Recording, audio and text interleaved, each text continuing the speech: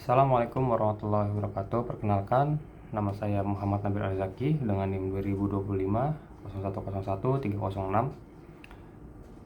Hari ini saya akan membicarakan tentang cara Gen Z melindungi jati diri bangsa dari ideologi asing.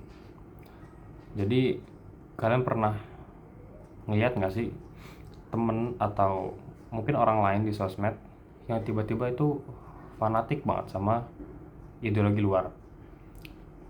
Mulai dari liberalisme ekstrim, komunisme, sampai pola pikir kebencian terhadap bangsanya sendiri. Nah, itu salah satu bentuk ancaman non-militer yang bisa melemahkan ketahanan bangsa atau nasional kita. Dalam Pancagatra, salah satu aspek paling penting adalah ideologi. Apa sih ideologi? Ideologi itu singkatnya bisa dibilang cara bangsa berpikir.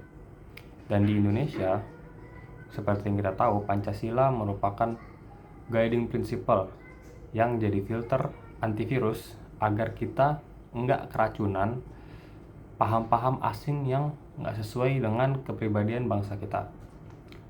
Jadi ideologi asing itu bukan berarti semuanya jelek. Yang bahaya adalah kalau kita menerimanya mentah-mentah sampai menolak jati diri dan persatuan bangsa. Contohnya, ada yang jadi anti negara karena takut paham radikal. Ada yang mengutamakan kebebasan tanpa batas sampai merusak nilai sosial budaya. Ada juga yang membenci agamanya sendiri setelah ikut propaganda global. Pelan-pelan tanpa sadar kita diarahkan buat meninggalkan identitas bangsa kita. Padahal itu bagian dari ATHG, ancaman, tantangan, hambatan, dan gangguan terhadap bangsa. Solusi ala Gen Z itu ada berbagai cara. Salah empatnya, atau ada 4 cara yang akan saya bawakan di sini, yaitu ada pakai ketahanan diri atau konsep ketahanan berlapis, mulai dari individu dulu sebelum keluarga dan negara.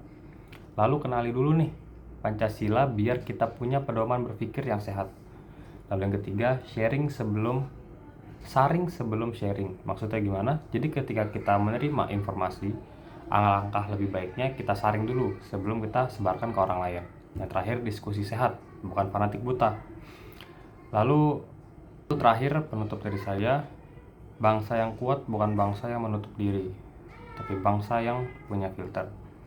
Belajar apapun boleh, tetapi jati diri jangan sampai hilang.